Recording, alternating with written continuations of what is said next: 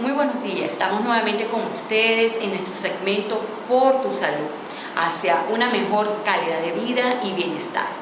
Y hoy estamos dentro de la revista médica Big, por aquí por Ecovisión, hablando sobre el Día Mundial del Autismo que se celebró este 2 de abril y cuyo enfermedad es muy compleja y que aún no hay a ciencia cierta las causas bien definidas. Se habla de un origen netamente genético, pero aún hay muchas cosas por aclarar, muchas dudas que se tienen sobre esta enfermedad y muchos mitos y prejuicios sobre esta enfermedad. Pero antes de hablar sobre el programa de hoy, les comento el patrocinio de nuestro espacio a través de cortesía de Anafles, que son los mejores waffles aquí de Valencia. También la Fundación Misionera Servir, con sede en San Diego, y Jeepin Boutique, quien me viste hoy, como siempre, bien bonita, bien agradable a mi gusto. Y bueno, el día de hoy, como les vuelvo a comentar, es sobre el Día Mundial del Autismo. Y tenemos como entrevistado a nuestro excelente doctor Sergio Villani, que es psicólogo con magíster en psicología y también es profesor del Departamento de Salud Mental de nuestra Universidad de Carabobo, toda una referencia aquí en nuestra región para hablar sobre el autismo, ¿no? Esta enfermedad tan compleja, doctor, tan compleja y a la vez sensible, ¿no? Porque son de estos niñitos que todos queremos diferente, pero que existen muchos prejuicios. Y quisiera que nos hablara de en sí, qué encierra el autismo, y tanto que nos describiera muy brevemente de qué se trata esta enfermedad. Sí, más que enfermedad, bueno, muchas gracias por la invitación, Ana. Más que una enfermedad es una condición, ¿sí? Para entender lo que se llama espectro autista, fíjate que en salud cuando se usa la palabra espectro es porque es una amplia diversidad. Yo nunca he visto un niño, una persona con autismo que sea igual al otro. Todos presentan características muy distintas. Entonces, para entender el autismo o el espectro autista, hay que hablar de las dos personas, los dos investigadores que en los años 40 acuñaron esos términos. El primero se llama Leo Kanner y el otro se llama Hans Asperger, ¿sí? Entonces, al principio, hasta el 2014, eran dos entidades clínicas dentro de un mismo grupo, pero dos entidades distintas. Era el síndrome de Asperger y el trastorno del espectro autista. Y eran muy distintas. Se hablaba de que el síndrome de Asperger son personas que tienen un desarrollo neuroevolutivo y que hay algunas características en su forma de comunicarse con el otro que lo diferencian. En el síndrome de Asperger, como antiguamente se llamaba, ahorita está en desuso, pero la característica esencial es lo que llamamos la prosodia, el tono de voz. Es un tono de voz que parece una voz robótica, una voz que pareciera que imitara un acento que no es de ese país donde vive la persona.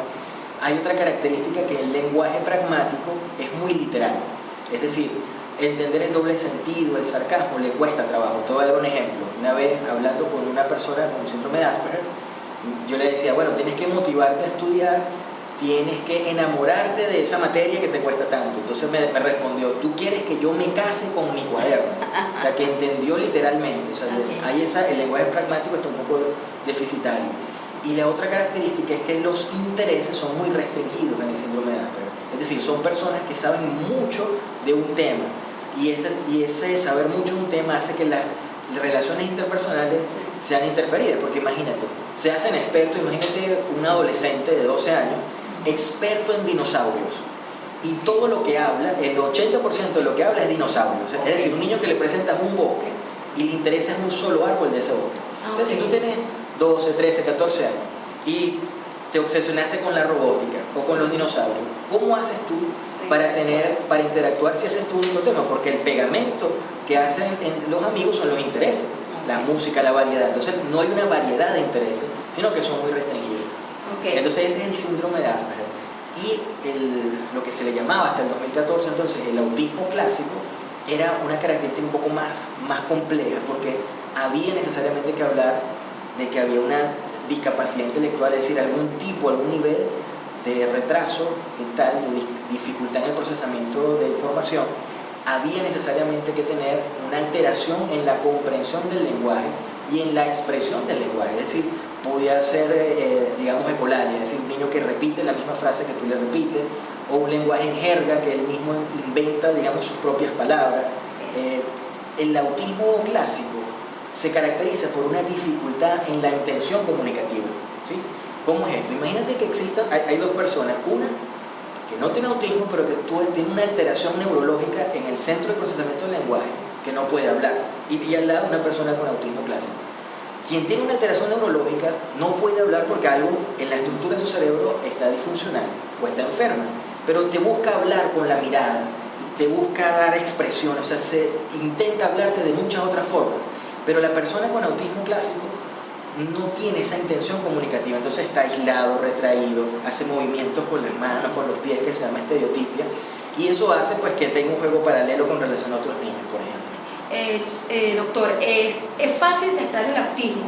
Hay niños que ya, padres que refieren, ya tempranamente niños autistas, o puede pasar desapercibido a lo largo de la infancia hasta llegar a ser adulto, como el caso de la película de Tom Hanks, que era autista y no estaba diagnosticado. Sí. ¿Y cuáles serían esas señales de alerta a los papás que este niño puede tener esta condición? Si nos vamos a lo que hablábamos antes del 2014, ¿por qué hablo del 2014 un antes y un después? Porque en el 2014 había un manual de diagnóstico que se llamaba DSM-4 y entonces hablaba de dos entidades, síndrome de Asperger y autismo, que son las características que te acabo de describir. Hoy en día, en la nueva clasificación de enfermedades, está un solo espectro, autista. Entonces hay 3 niveles o grados de apoyo. Los que necesitan poco apoyo, grado 1, un apoyo intermedio, grado 2, y mucho apoyo, grado 3.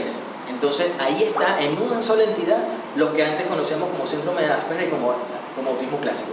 Entonces se necesita un entrenamiento para reconocer ese síndrome de Asperger, ¿sí? Porque como te explicaba anteriormente, la prosodia, la voz, tienen una inteligencia, estas personas con síndrome de Asperger pueden ser una inteligencia coeficiente intelectual. Sí, es de alto procesamiento en la mayoría de los casos. Por cierto, se dice que detrás de Microsoft hay los grupos que a nivel de informática tienen predisposición mucho a la informática. Bueno, es lo que se ha comentado, que en las compañías de informática hay muchos niños o personas con este síndrome. Sí, les puede ir muy bien en esa área, porque si se mezcla con un buen nivel de cociente intelectual, con buena capacidad de procesamiento lógico, quienes están metidos en el mundo de la informática no necesariamente están sobreexpuestos a las interacciones interpersonales. No es igual que un mercadólogo, que un periodista, que tiene que estar esforzándose constantemente en las relaciones interpersonales. Entonces sí es posible. Entonces detectar el síndrome de Asperger lo haríamos a partir de los 6 años, digamos así, y hay características bien precisas que hay que ayudar al niño y al adolescente para que entienda cuál es su situación, porque se va sintiendo mal en su autoestima. Ya cuando tienen 14, 15 años dicen, ¿por qué me va tan mal? Yo quiero hacer amigos, pero no logro consolidar amistades. Entonces cuando a mí me explica, mira, lo que pasa es que tú estás dentro del espectro autista, y se explica, se te hace difícil por esta razón, él se identifica y comienza a entenderse. ¿Y quién es el especialista para diagnosticar el autismo? Es multidisciplinario. Pudiésemos estar hablando del psicólogo, el psiquiatra, neurólogo, pediatra, los especialistas globales que tengan que ver con el área de salud mental, pediatra, psicólogo, psiquiatra, neurólogo. El neurólogo es muy importante porque hay alteraciones que afectan el lenguaje en donde existe una evidencia de una alteración neurológica. Para que exista el espectro autista no debe haber no se puede evidenciar ninguna alteración neurológica. Te comento un ejemplo, ¿no? A consulta vino la semana pasada un niño de 4 años que no tiene lenguaje, ¿verdad? No habla. Entonces hay una alteración neurológica allí, inclusive de auditiva, y por eso no habla. Entonces no podemos decir que tiene espectro autista, sino que no habla porque tiene en su cerebro hay una situación. Para tener autismo, el cerebro tiene que estar funcionando sin ninguna evidencia estructural de ninguna alteración como tal. Hablamos con el doctor Sergio Villani, psicólogo, especialista, ¿no?, en el tema de autismo, doctor, para hacer un llamado a la sociedad o a las personas que conviven con este tipo de personas que, aunque tengan ese estigma de ser distinto, a veces se les entiende insensible, cómo llamar a la sensibilidad hacia el trato de esta persona y no aislarlo. ¿Cuál es el reto? ¿Cuál es la mayor reflexión que puede sacar de de estas personas que viven en ese encierro, pero que también necesitan ser insertados pues, en las relaciones humanas. Sí, es bien complicado. Yo veo mucho sufrimiento en la madre de un niño con espectro autista, sobre todo los de grado 2 y grado 3, que requieren mucho apoyo. Siempre, en el 80% de los casos, hay problemas en la relación de pareja, porque un niño con espectro autista, grado 2 o grado 3, que requieren mucha atención, entonces descuida a los otros hermanos, se requiere que esté supervisado, esté siempre con estricta vigilancia, todos los gastos que hay que hacer, todos los costos que acarrea las múltiples terapias, terapia de lenguaje, terapia ocupacional, psicopedagogía, psicología, neurología. Entonces es un niño que tiene una agenda de terapia bastante fuerte. Estos niños, estas personas pueden estudiar y capacitarse y insertarse laboralmente en el mercado.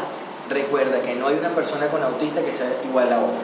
Hay personas de alto desempeño con el espectro autista y pueden llegar a hacer lo que se les proponga, pero también hay personas del espectro autista, grado 3 por ejemplo, que están, digamos, con una discapacidad cognitiva o un procesamiento intelectual bajo. Excelente, doctor. Doctor, díganos sus redes sociales para aquellas personas que estén interesadas en comunicarse contigo. Y el lema de este año, como el lema en ocasión del Día Mundial del Autista, es pinta de azul tu corazón. Es decir, identificarse con ese ser humano que hay dentro de esa persona. Sí. Estamos a la orden en red social, Instagram, psicólogo Sergio Villani. Mi teléfono 0424-831-2242. El mensaje que comentas, bueno, para eso estamos acá, para divulgar de qué se trata el autismo, que pase de un estigma a sensibilizar a la población, los colegios, especialmente las familias, los compañeros, y bueno, darle apoyo a esa familia que realmente tienen muchísimos compromisos que afrontar cuando se tiene dentro del núcleo familiar a una persona del espectro autista. Ok, gracias, doctor. Bueno, amigos, los invitamos a pintarnos de azul nuestros corazones y nos vemos hasta el próximo programa.